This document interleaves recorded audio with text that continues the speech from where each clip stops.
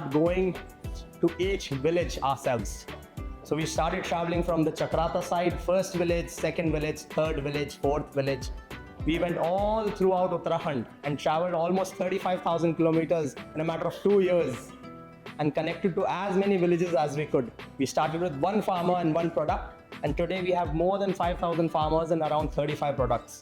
We have constructed 50 plus commercial projects in India. The average size of the farms is around half acre to 1 acre, whereas the largest farms we have constructed till now is around 5 acres of, and also we have done few projects in Maldives. अब पूरा सार यही है कि आपको ground पे उतर के अपने स्टार्टअप्स के लिए बिजनेस लानी पड़ेगी, बिजनेस चलाना पड़ेगा, उतरना पड़ेगा ग्राउंड पे, क्योंकि स्टार्टअप इज नॉट लाइक कि आप बैठे रहोगे और चीज़ें होती रहेंगी।